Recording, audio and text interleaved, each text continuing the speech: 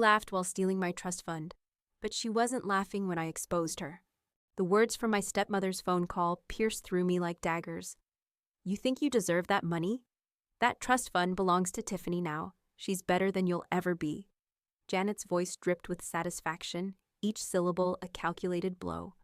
I gripped the edge of my hotel room desk, my knuckles white, trying to steady my racing heart. The room felt suddenly suffocating, the walls closing in as her words echoed in my mind. My name is Gabriella Mitchell, and at 28, I thought I'd finally escape the toxicity of my family. I work in pharmaceutical sales, a career that keeps me on the road most weeks. It should have been just another Tuesday in Minneapolis, preparing for tomorrow's client meeting. Instead, I was listening to Janet gloat about stealing my inheritance. "Thanks for letting me know," I replied calmly, my voice betraying none of the rage building inside me. I could almost see Janet's smug expression falter at my composed response. She'd expected tears, pleading, or anger. Anything but this quiet acceptance. "That's all you have to say?" Janet pressed, clearly disappointed by my reaction. "Tiffany needs that money for her wedding and new house. You're just going to waste it on your meaningless sales career." I thought about my mom, who'd passed away when I was 16. She'd built a successful pharmaceutical consulting business from nothing and left me the trust fund to pursue my own dreams. Dreams Janet, who married my dad just 2 years after Mom died, had been trying to get her hands on ever since. "Is there anything else?" I asked, keeping my voice level. The silence on the other end was telling. What Janet didn't know was that 6 months ago, I'd had a conversation with Mr. Harrison, my mother's old lawyer. He'd warned me about some suspicious inquiries Janet had been making about the trust. Together, we'd put safeguards in place, legal protections that would make any unauthorized access not just impossible, but prosecutable. "You've always been such a disappointment," Janet spat, trying one last time to provoke me. "Your stepsister deserves this more than you ever did." I ended the call and looked out my hotel window at the Minneapolis skyline. My hands were shaking, but not from fear. Everything was documented. Every call, every attempt, every manipulation. Janet had finally overplayed her hand, and I was ready. Living with Janet was like walking on eggshells. After my mom's death from cancer when I was 16, my dad seemed desperate to rebuild our family. He married Janet just 2 years later, bringing along her daughter, Tiffany, who was 13 at the time. The tension was immediate and suffocating. My mom had built her pharmaceutical consulting business from scratch, working tirelessly to ensure my future was secure.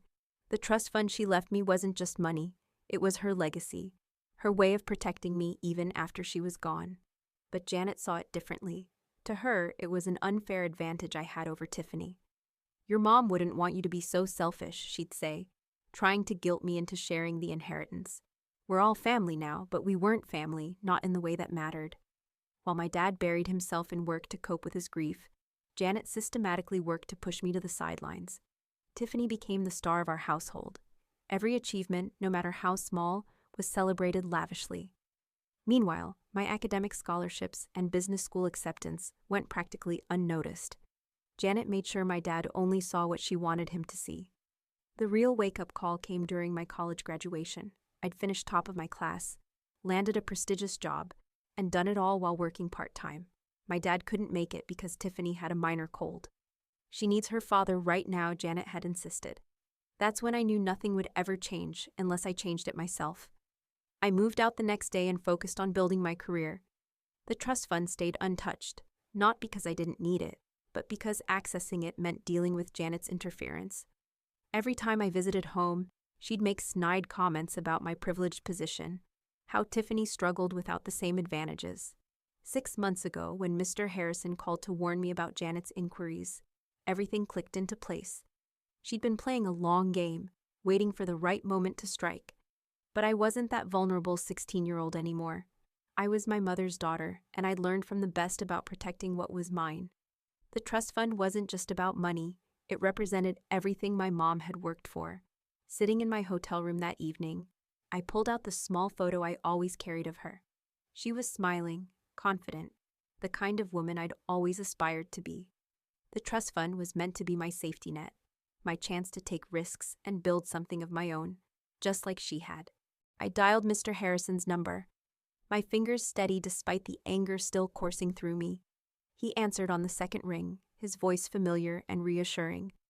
Janet finally made her move, I said, cutting straight to the point. She claims she's transferred everything to Tiffany. I was expecting this, he replied. I got an alert about attempted access to the account this morning. Don't worry, Gabriella. The additional security measures we put in place worked exactly as planned. Every attempt was logged and documented. I let out a breath I hadn't realized I was holding. So nothing's actually been transferred? Not a penny, he confirmed. But we've got her dead to rights on attempted fraud. The documentation is bulletproof. Would you like me to proceed with the next steps? I thought about all the years of manipulation, the snide comments, the way Janet had slowly poisoned my relationship with my dad. She'd been so confident in her plan, so sure of her control over the situation, that she hadn't even considered I might be 2 steps ahead. Yes, I said firmly, it's time to end this. Send the evidence to the family lawyer and copy my dad on everything. I want him to see exactly what his wife tried to do. Consider it done, Mr. Harrison said. And Gabriella, your mother would be proud. She always said you were smarter than anyone gave you credit for. After hanging up, I opened my laptop and booked an earlier flight home. My client meeting would have to wait. I had a family matter to attend to, and this time, I would be the one in control. I landed in Boston the next morning, the autumn air crisp and biting. My dad's house, the one I grew up in, looked exactly the same, but something felt different. Maybe it was me. I'd called ahead to let him know I was coming, but I hadn't mentioned Janet's phone call. Some conversations needed to happen face to face. I found them all in the living room, Dad, Janet, and Tiffany. Janet's smug smile faltered when she saw me walk in, replaced by confusion at my calm demeanor. Gabriella, my dad started, looking concerned. I didn't expect you until later. Is everything okay?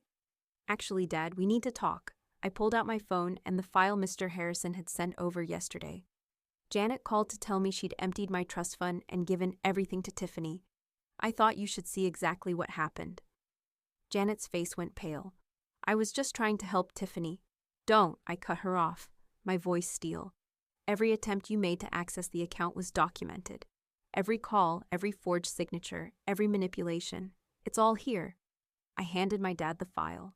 His hands shook as he read through the papers, his expression darkening with each page.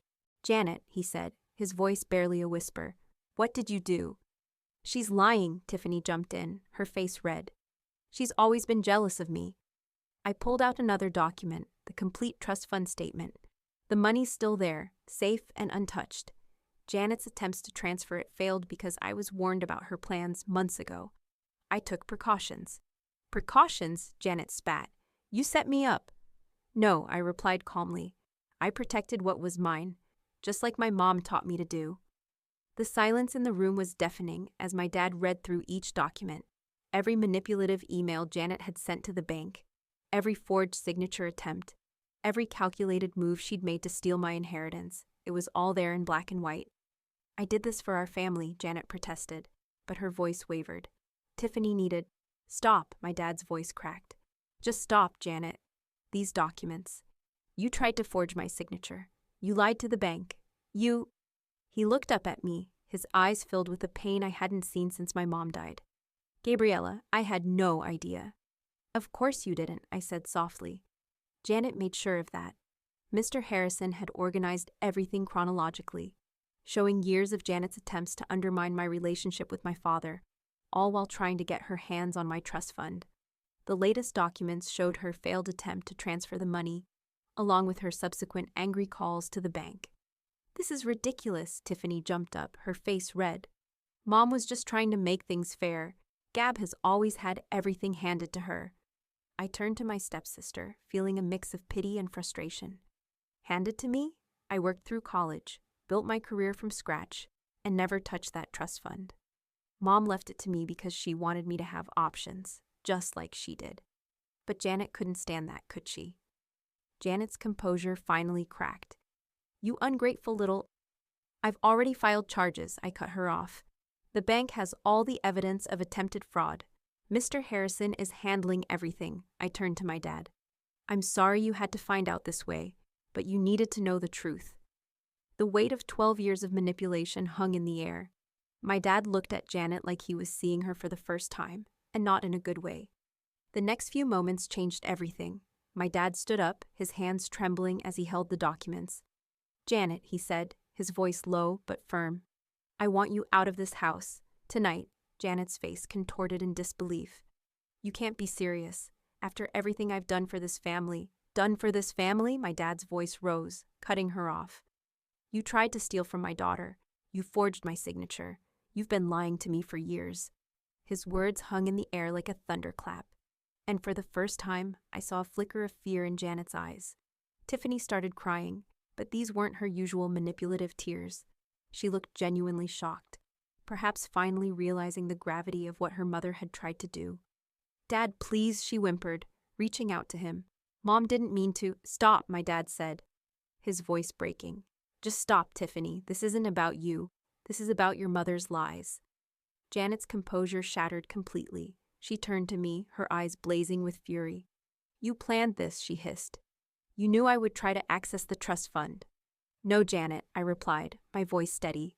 "You planned this. I just made sure I was ready when you did." The room felt electric, charged with years of pent-up tension and unspoken truths. My dad sank back into his chair, looking utterly defeated. I felt a pang of guilt for causing him pain, but he needed to know the truth. He needed to see Janet for who she really was. "Get out," he repeated, his voice quieter now, but no less firm. "Both of you. I'll have my lawyer contact you about the divorce." Janet's face went pale, and for a moment she looked like she might argue. But then she seemed to realize there was no point. She grabbed Tiffany's arm and stormed out of the room, throwing accusations and tears around in equal measure. I stood quietly by the window, the same window where I used to watch for my mom to come home from work. I could almost hear her voice. "Always be prepared, sweetheart, and never let anyone take what's rightfully yours." The next few days were a blur. My dad and I had some long overdue conversations, sitting in the kitchen one evening, the same kitchen where my mom used to help me with my homework. We really talked for the first time in years. "I failed you," he said, staring into his coffee cup. "After your mom died, I was so focused on not being alone that I didn't see what was happening right in front of me." "We both made mistakes," I admitted. "I could have told you sooner about Janet's behavior, but I wanted proof first. I needed you to see it for yourself." He nodded, his eyes filled with regret. "I should have been there for you. I should have seen what she was doing." The legal proceedings moved quickly. Janet faced charges of attempted fraud and financial exploitation. She tried to paint herself as a victim, claiming she was only trying to equalize things between me and Tiffany. But the evidence was overwhelming. The bank's documentation showed years of calculated attempts to access my trust fund, and the forged signatures were undeniable. Tiffany reached out to me via email, claiming she hadn't known about her mother's plans. "I'm sorry," she wrote. "I always thought you had everything handed to you.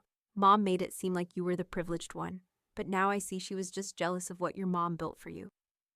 I wasn't sure I believed her, but I understood she was struggling with her own revelations about her mother's true nature. For the first time, I felt a flicker of sympathy for her. She'd been manipulated too, in her own way. And with Janet out of the picture, I finally felt free to pursue the dreams my mom had always encouraged. Mr. Harrison helped me set up my own business consulting firm, something I'd always dreamed of, but had been too cautious to pursue. The trust fund my mom left me became the seed money for my new venture, just as she'd intended. "Your mother would be proud," Mr. Harrison told me during one of our meetings. "She always said you had her business sense and your father's heart. She knew you'd do great things when you were ready." My dad started coming by my office for lunch every week. Sometimes we talked about Mom, sharing memories that Janet had made it uncomfortable to discuss for so many years. Other times, we talked about the future. He was finally starting to look like himself again. The dad I remembered from before Mom got sick. "You know what your mom used to say about you?" he asked one day, a small smile playing on his lips. "She said you were like a diamond. Pressure just made you stronger," I smiled, feeling a warmth spread through me. For the first time in years, I felt like I was honoring her legacy, not just by protecting what she'd left me, but by building something of my own. But the journey wasn't over yet. Janet's trial ended with a plea deal. She avoided jail time, but had to pay significant restitution and was banned from working in any financial capacity. The last I heard, she'd moved to Arizona to live with her sister. Tiffany stayed in Boston, working as a teacher's assistant. We kept minimal contact, mainly through occasional emails. Dad threw himself into rebuilding our relationship.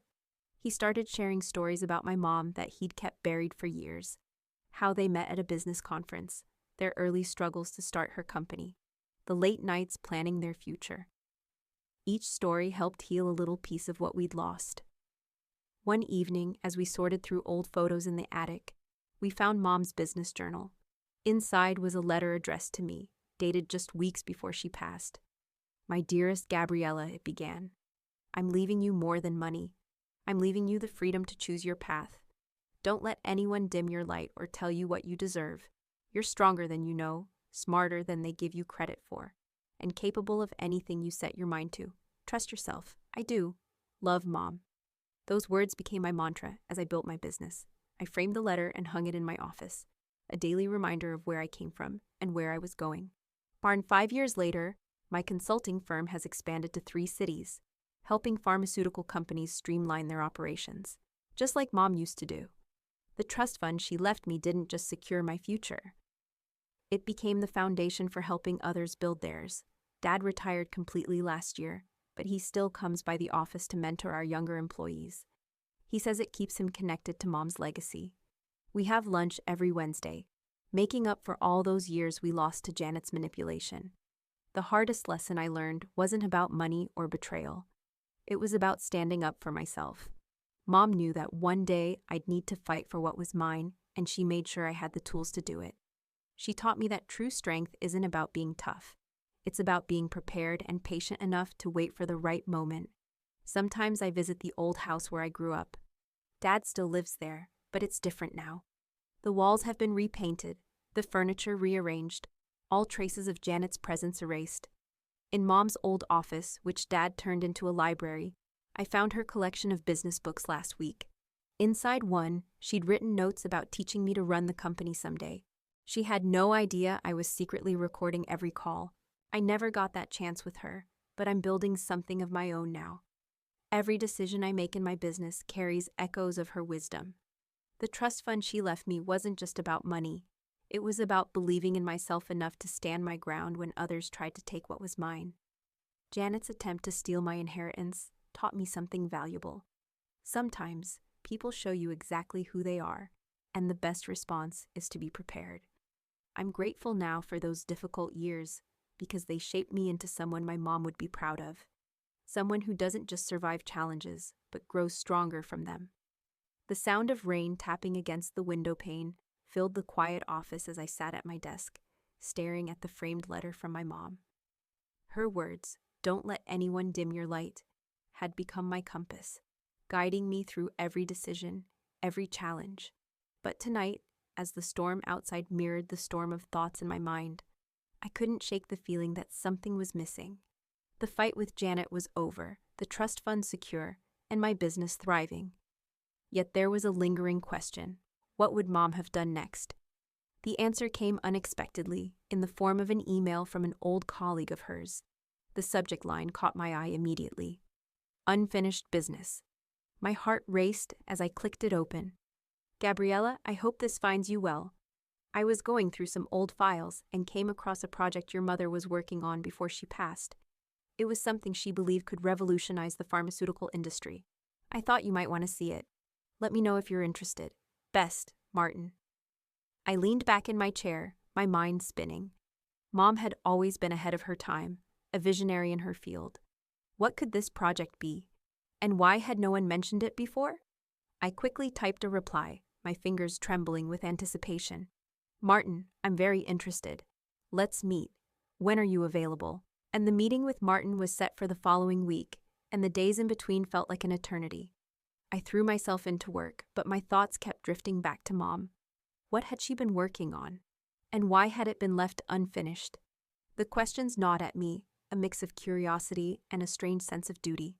When the day finally arrived, I found myself pacing outside the cafe where we were supposed to meet. Martin was already there, sitting at a corner table with a folder in front of him. He looked up as I approached. a warm smile spreading across his face. "Gabriella," he said, standing to shake my hand. "You look just like her." The words hit me like a punch to the chest, but I managed to smile. "Thank you, that means a lot." We sat down, and Martin slid the folder across the table. "This is it. Your mother called it Project Lumina. It was her passion project, something she believed could change everything." I opened the folder, my eyes scanning the pages. It was a proposal for a new kind of pharmaceutical distribution system, one that would make life-saving medications more accessible to underserved communities. The details were intricate, the research thorough, but what struck me most was the note scribbled in the margin in Mom's handwriting. "For Gabriella, finish what I started." Tears welled up in my eyes as I looked at Martin. "Why didn't anyone tell me about this sooner?" he sighed, his expression somber. "Your mother wanted to wait until the time was right. She knew you'd need to be ready, not just professionally, but emotionally. She didn't want to burden you with it before you were prepared to take it on." I nodded, understanding dawning on me. Mom had always been thinking ahead, even in her final days. She'd known I'd need something to strive for, a purpose beyond just protecting what she'd left me. "I want to do it," I said, my voice firm. "I want to finish Project Lumina." Martin smiled, relief evident in his eyes. "I was hoping you'd say that. Your mother would be proud." The weeks that followed were a whirlwind of activity. I assembled a team of experts, including Sarah, the brilliant analyst who had become one of my closest colleagues. Together, we dove into Mom's research, updating it with the latest advancements in the field. It was challenging work, but every step felt like a tribute to her legacy. One evening, as we were wrapping up a late-night session, Sarah turned to me with a curious expression. "Gabriella, can I ask you something?" "Of course," I replied, setting down my coffee cup. "Why now? I mean, you've built an amazing business. You could have just let this go. What made you decide to take it on?" I thought for a moment, then smiled. "Because it's not just about me anymore. It's about what Mom believed in, making a difference. And if I can help bring her vision to life, then maybe I can honor her in a way that goes beyond just protecting her legacy." Sarah nodded, a look of admiration in her eyes. "She'd be proud of you, you know." "I hope so," I said softly, glancing at the framed letter on my desk. "Don't let anyone dim your light."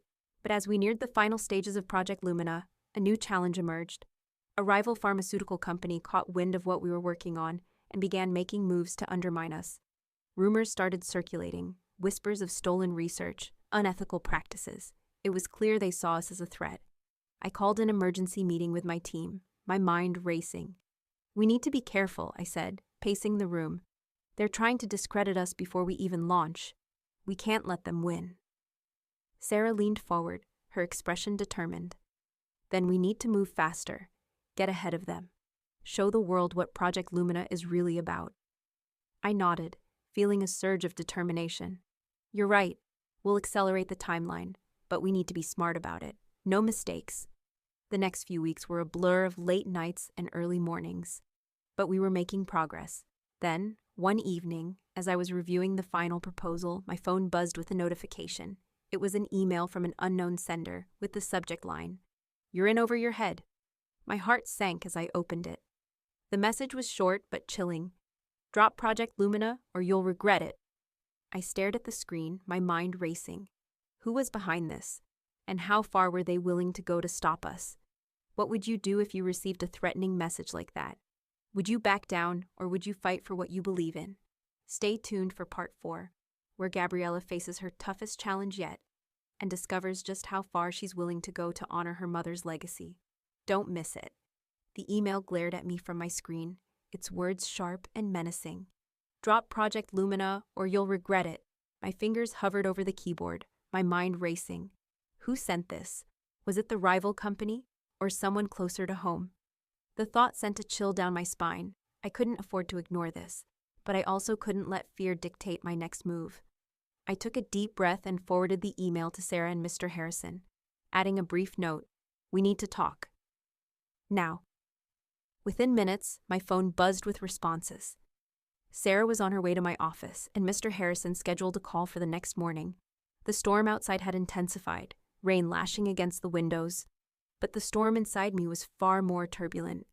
Sarah arrived, her hair damp from the rain, her expression a mix of concern and determination. "What's going on?" she asked. dropping into the chair across from my desk. I turned my laptop toward her, letting her read the email. Her eyes widened as she scanned the message, then narrowed as she looked up at me. "This is serious, Gabriella. We need to figure out who's behind this." "I know," I said, leaning back in my chair. "But we can't let them scare us off. Project Lumina is too important." Sarah nodded, her jaw set. "Agreed. But we also can't be reckless. If they're willing to threaten us, who knows what else they're capable of." The next morning, Mr. Harrison joined us via video call. His face was grave as he listened to the details. "This is more than just a rival company trying to intimidate you," he said. "This feels personal. Do you have any enemies who might want to sabotage you?" I thought for a moment, then shook my head. "Not that I can think of, but Janet's trial ended a few years ago. Could she be behind this?" Mr. Harrison frowned. "It's possible. She's banned from financial work, but that doesn't mean she's stopped scheming. I'll look into it. In the meantime, you need to be careful. Increase security at the office and don't go anywhere alone." I agreed, but the thought of Janet still being a threat made my stomach churn. Hadn't we already been through enough? Over the next few days, we tightened security at the office and began monitoring all communications for anything suspicious. The team worked tirelessly, determined to push Project Lumina forward despite the shadow hanging over us. But the threats didn't stop. Another email arrived, this time more direct. "You've been warned. Stop now or face the consequences." I showed it to Sarah, who immediately suggested we involve the authorities. "This is beyond us now," she said. "We need to bring in the police." I hesitated. "But what if it draws more attention to us? What if it makes things worse?" Sarah placed a hand on my shoulder, her gaze steady. "Gabriella, we can't do this alone. Whoever's behind this isn't playing fair. We need help."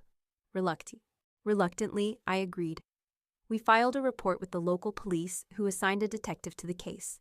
Detective Alvarez was sharp and no-nonsense, her presence a small comfort in the chaos. She reviewed the emails and began tracing their origin, but warned us it could take time. In the meantime, we pressed on with Project Lumina. The launch date was fast approaching, and the pressure was mounting. But the threats had taken a toll on the team. Morale was low, and the constant tension was wearing everyone down.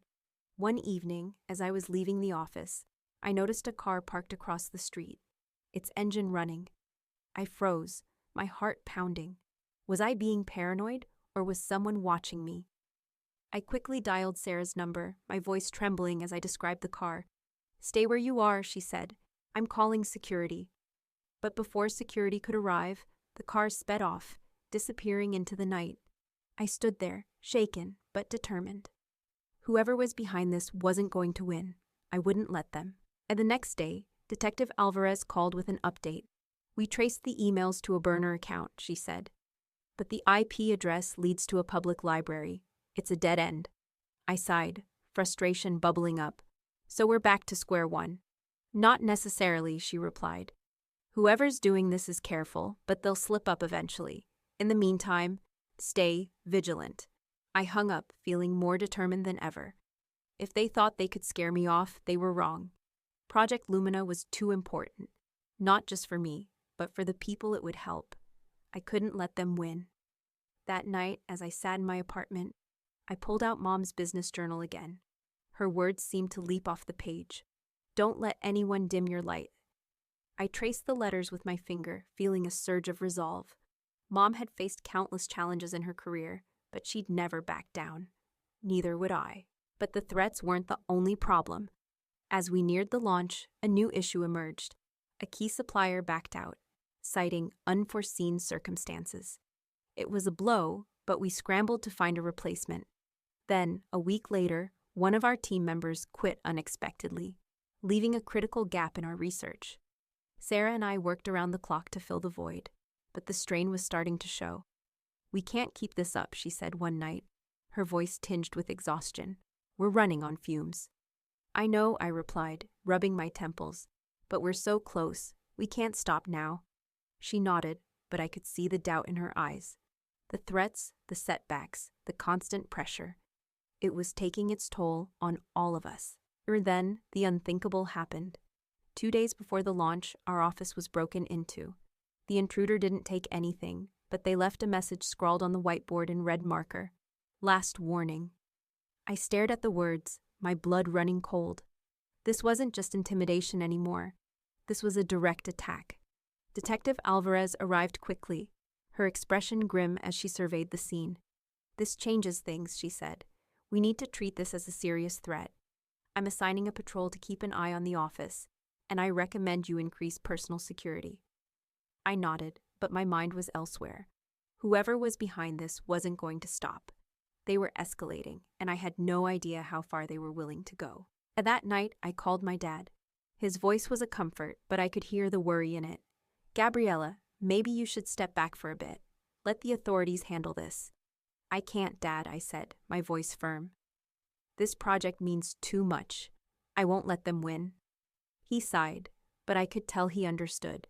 Just be careful, okay? Your mom would want you to be safe. I will, I promised. I love you, Dad. Love you too, sweetheart. As I hung up, I felt a renewed sense of purpose. This wasn't just about me anymore. It was about Mom's legacy, about the people who would benefit from Project Lumina. I couldn't back down, not now, not ever. The break-in at the office was a turning point.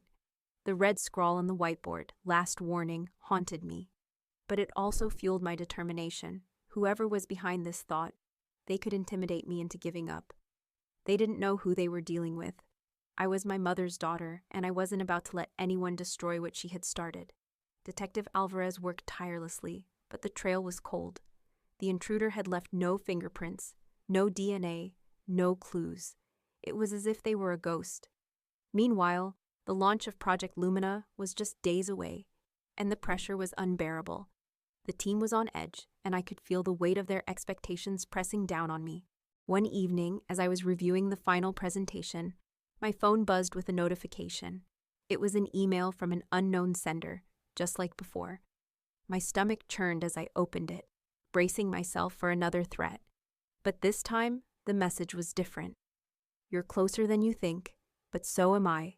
Let's talk. Alone. Tonight, 9 p.m., the old warehouse on 5th and Elm. Come unarmed, or the deal's off.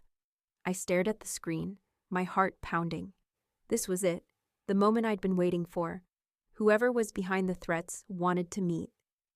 But was it a trap, or a chance to end this once and for all? I called Sarah, reading her the email. Her response was immediate. Gabriella, you can't go. It's too dangerous. I have to, I said, my voice steady. This might be our only chance to stop them. Then let me come with you, she pleaded. Or call the police. Don't do this alone. I hesitated, then shook my head. They said to come alone. If they see anyone else, they might bolt. I can't risk it. Sarah sighed, but I could hear the resignation in her voice. Just be careful, okay? And call me as soon as it's over. I will, I promised. The warehouse on 5th and Elm was a crumbling relic of the city's industrial past. Its windows were shattered, its walls covered in graffiti. As I approached, the hairs on the back of my neck stood on end. This was a bad idea, but I had no choice. I pushed open the rusted door, the hinges screeching in protest.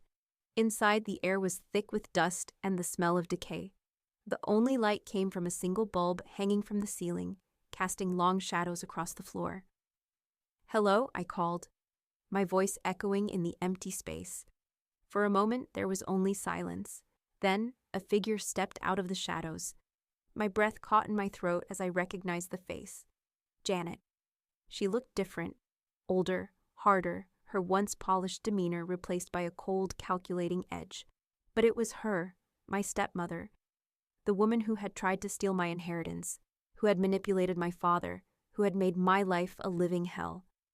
Gabriella, she said, her voice dripping with mock sweetness. It's been a while. I took a step back, my mind racing. What are you doing here? What do you want? She smirked, crossing her arms. I want what's mine. You took everything from me, my marriage, my reputation, my freedom. Now it's my turn. I shook my head, disbelief turning to anger. You did this to yourself, Janet. You tried to steal from me. You lied. You manipulated. Enough, she snapped, her composure cracking. You think you're so clever, don't you? Always one step ahead. But this time, You're out of your depth. I took a deep breath, forcing myself to stay calm. What do you want, Janet? Why are you doing this? She stepped closer, her eyes blazing. I want Project Lumina. Hand it over and I'll leave you alone. Refuse, and I'll destroy everything you've built. I laughed, the sound hollow in the empty warehouse. You really think I'd just hand it over after everything you've done? Her smirk returned, cold and cruel. Oh, Gabriella, you don't have a choice. Before I could respond, the sound of footsteps echoed behind me. I turned, my heart sinking as two men emerged from the shadows. They were big, their faces hard and unreadable. One of them held a crowbar, the other a knife. Janet's voice was icy. You should have listened to my warnings. The warehouse felt like a tomb, its cold, damp air pressing in on me from all sides. Janet's smirk was a knife twisting in my gut, and the two men flanking her were a silent reminder of how outmatched I was. My heart pounded in my chest, but I forced myself to stay calm. Panic wouldn't save me now. I had to think, fast. Janet, I said, my voice steady despite the fear clawing at my throat. You don't have to do this. It's not too late to walk away, she laughed. A harsh, brittle sound that echoed off the walls. Walk away? After everything you've done to me? No, Gabriella. This ends tonight. The man with the crowbar took a step forward, his eyes locked on me. I glanced around, searching for an escape route, but the warehouse was a maze of shadows and debris. There was no way out, not without a fight. Hand over Project Lumina, Janet demanded, her voice sharp.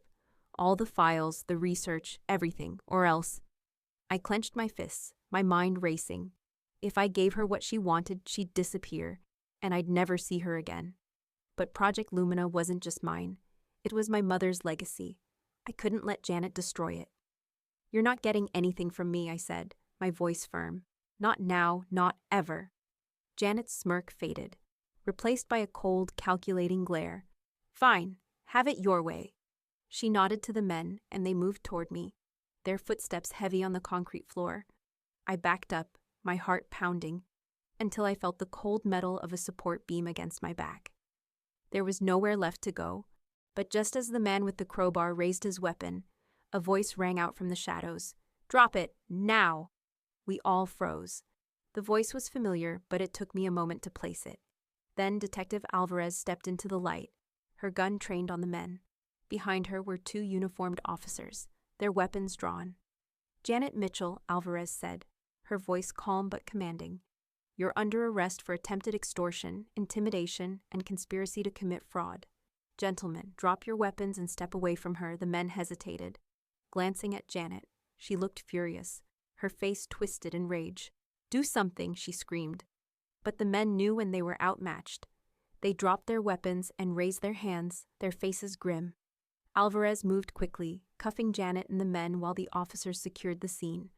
I stood there, my legs trembling, as the reality of what had just happened sank in. It was over. Janet was finally going to pay for what she'd done. The next few hours were a blur. I gave my statement to the police, detailing everything that had happened. The threats, the break-in, the meeting at the warehouse. Janet was taken into custody, her face a mask of fury as she was led away. The two men were arrested as well. Their identities still a mystery, but their roles in Janet's scheme clear.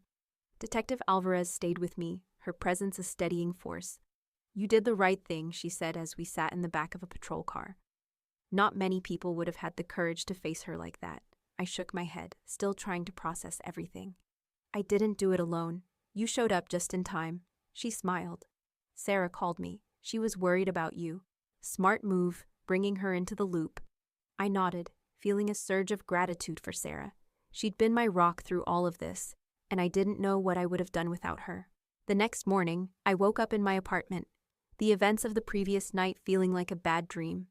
But the bruises on my arms and the ache in my muscles were a reminder that it had been all too real. I checked my phone, seeing a dozen missed calls and texts from Sarah, my dad, and Mr. Harrison. I sent a quick message to let them know I was okay, then headed to the office. The team was waiting for me when I arrived, their faces a mix of relief and concern. Sarah hugged me tightly, her voice trembling. I was so worried about you.